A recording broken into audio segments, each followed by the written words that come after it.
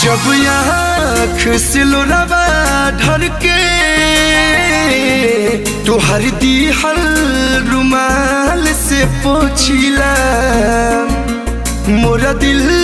के दर्द बढ़िए जाला। बीतल बतिया जब जब सोचिला होला दिन के शुरुआत तोहरा नौ बेले जान चलिए तू पियावा के गौवेले कबले प्यार करी तहरा फटौवेले जान चलिए तू पियावा के गौवेले कबले प्यार करी तहरा फटौवेले।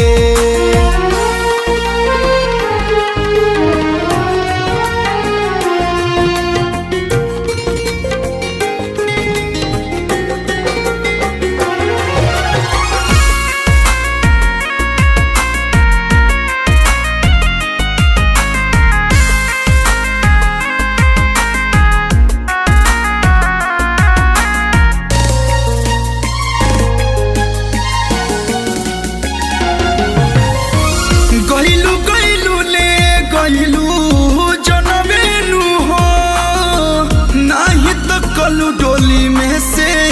तू मुड़ के 4 दिन के मोहब्बत रहे न हो प्यार बचपन के छाल गइलू तू तोड़ के बैठी ताना मार कोइलर मराऊ बेले जान चलिए तू पियावा के गौवेले कबले प्यार करी तहरा फटौवेले जान चलिए तू पियावा के गौवेले कबले प्यार करी तहरा फटौवेले।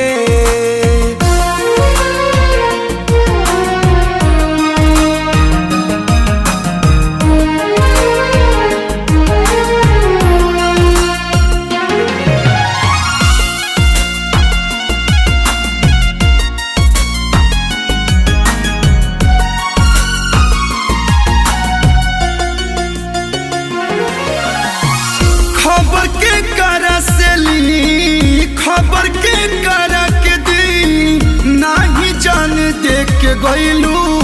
पतानु हो बस इतने सुना हम जानो तानी पिया संग रहेलू काला कतानु हो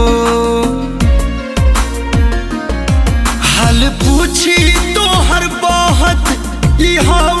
वेले